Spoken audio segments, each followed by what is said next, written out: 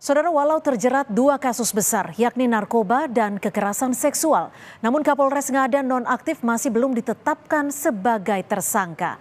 Padahal polisi telah memiliki bukti permulaan yang cukup dalam kasus ini. Kita akan bahas bersama Komisioner Kompolnas Hoirul Anam. Selamat petang, Pak Hoirul. Terima kasih sudah bergabung bersama kami di Kompas Petang. Selamat petang, apa kabar? Kabar baik, terima kasih Pak Hoirul. Pak Hoirul, ini bukti permulaannya bisa dikatakan sudah cukup.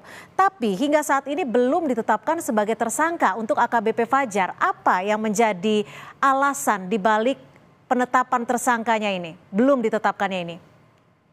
Yang kami dapat kabar adalah secara teknis memang AKBP Fajar ada di Jakarta. Sedangkan prosesnya ada di sana ya, di NTT sana. Sehingga memang secara teknis penetapannya nunggu proses yang di Jakarta. Yang di Jakarta ini adalah proses propam. Sampai hari ini tadi saya tanya ke propamnya, prosesnya sudah selesai, sekarang di Waprov. Kemungkinan besar minggu depan sudah ada sidang etik. Saya kira ketika sidang etik itu langsung simultan ada penetapan tersangka.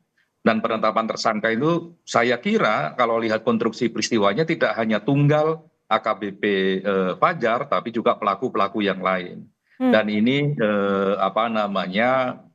walaupun cukup lama ya menurut saya makan waktunya, tapi kalau lihat dari konstruksi peristiwanya mengurai siapa orang-orang yang terlibat di sana, ya kita apresiasi terhadap kepolisian membongkar ini semua. Kalau informasi yang didapatkan Kompolnas, siapa-siapa saja pihak yang terlibat, Pak Hoirul? Yang pasti adalah orang kalau dalam kekerasan seksual ya, yang menyediakan anak, menyediakan fasilitas itu pasti akan kena. Jadi tidak hanya Fajarnya, tapi orang yang terlibat dalam itu. Kalau dalam konteks pidananya TPPU memang dapat gitu. Dan orang-orang yang terlibat di sana saya kira juga potensi untuk dijadikan tersangka. Nah, kapan kalau pertanyaan substansinya kapan jadikan tersangka? Saya kira minggu depan ya. Oke. Karena minggu depan sudah ada sidang etik, kemungkinan besarnya begitu, langsung segera itu ada penetapan tersangka. Ya, karena meskipun minggu depan prosesnya, sebenarnya bisa dikatakan cukup lama ya, karena ini adalah kasus yang bisa dikatakan berat dan juga dilakukan oleh seorang kepala Polres. Pak Hoirul, ini kan bukan hanya ya. Ini kan bukan hanya memalukan institusi Polri, tapi bisa dikatakan sudah mencoreng nama negara karena kabarnya video yang dilakukan ini dijual ke Australia. Bagaimana Kompolnas melihat kasus ini? Iya, kalau dalam konteks seperti itu memang ini nggak ada kata lain untuk ya dihukum seberat-beratnya. Apa hukuman paling berat untuk tindakan kepada Kapolres ini, Pak Hoirul? Kalau dalam konteks etik ya dipecat. Kalau dalam konteks pidana ya bisa pidana seumur hidup ini. Gitu. Kalau saya ya melihat anatomi dan konteks kasusnya. Karena ini kan juga profil pejabat publik gitu ya. Yang ini dalam konteks beberapa tindak pidana bisa memberatkan.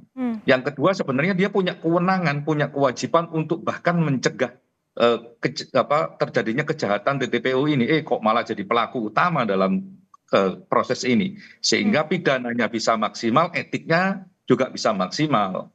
Di luar konteks itu yang harus kita pikirkan juga adalah bagaimana pemulihan korban, dan itu ada tanggung jawab negara dan ada tanggung jawab pelaku.